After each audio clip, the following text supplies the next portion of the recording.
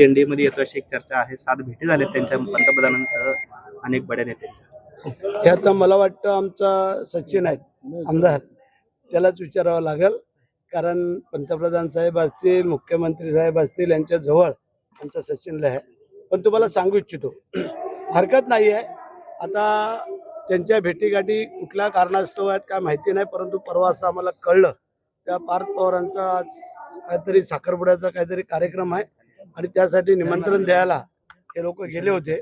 परंतु ठीक आहे, जर त्यांची इच्छा काय असेल तर आमचे पंतप्रधानांचं मोठं मन आहे, ते काय करू शकतात. शेठ, खरं तर शिंदे साहेब सुद्धा दिल्लीला जाऊन आलेले आहेत आणि काहीतरी हालचाली दिल्लीमध्ये मोठ्या सुरू असल्याच्या चर्चा आहेत. खरं तर धर्मेंद्र प्रधानांच्या राजीनाम्यानंतर ही हालचालींनी वेग घेतलेला आहे. काय नक्की यामागे राजकारण दडलेलं आहे, काय वाटतं? ज्या ज्या वेळेला आम्ही माहितीमध्ये कोणी जरी काय अडचणीत असलो काय असलो, तेव्हा आमचं एकमेकाचं कर्तव्य आहे की बाबा तिथं जाऊन आमची काय कुठं मदत लागते का, काय जरूर लागते का, काय करायचं आहे, हे एकमेकाचं संभाषण होणं गरजेचं आहे. आणि त्याकरता गेले होते. काल आमची मिटिंग झाली, आम्ही पण विचारलं, ते बोलले काही नाही आहे. कारण शेवटी देशावरती जो कुठला प्रसंग येईल तो तुमच्या आमच्या सगळ्यांवरचा आहे. आणि म्हणून करता एक निस्वार्थी पंतप्रधान म्हणून ज्यांच्याकडे पाहिलं जातं ते आदरणीय मोदी साहेब, यांच्याकडं जाण्याचा नेहमी त्यांचा योग येत असतो. शहासाहेबांकडे नेहमी जाण्याचा योग असतो, महाराष्ट्राच्या काही हितासाठी आणि काही पक्षासाठी. त्याच्यामुळे कदाचित ते त्यावेळेला गेले असते. केंद्रात मंत्रिपदांची आणखी एक ऑफर आपल्याला आली अशी एक चर्चा आहे. चर्चा आम्ही पण ऐकतोय, परंतु ज्या वेळेला होईल त्यावेळेला खरं आहे ते.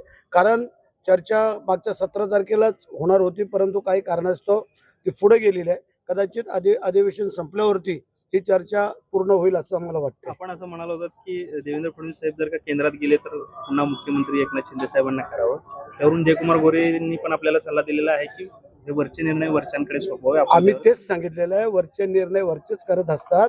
शेवटी आम्ही कोणी किती काही जरी बोललो तरी पण अमितभाई आणि पंतप्रधान मोदी साहेब हे जो निर्णय घेतील तो आम्हाला शिरसावध आहे.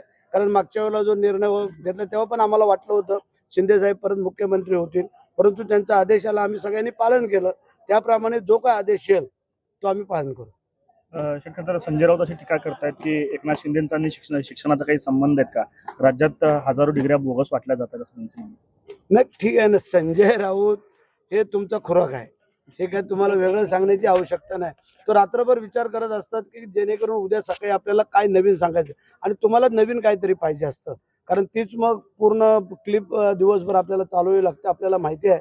त्यामुळे त्याच्यावरती जास्त न बोलणं. आज या चांगल्या ठिकाणी आपण आलेलो आहे स्वामींच्या इथं, तिथल्याबद्दल सांगा, काय कोणाला शुभेच्छा पाहिजेत, काय पाहिजे ते आम्ही स्वामींकडे मागू. साहेब, एमपीएससीचा जो पेपर आहे तो रोहित पवार असं म्हणतात की तो पेपर फुटलेला आहे. त्याच्यात दोन ठीक आहे ना, त्याची चौकशी चालू आहे. ज्यांना कोणाला पकडलेल्या आहेत ते आपल्याला माहिती आहे. स्वतः मुख्यमंत्र्यांनी जातीने लक्ष घातलेलं आहे आणि जे काय दूध का दूध पाणी का पाणी होऊन जाईल.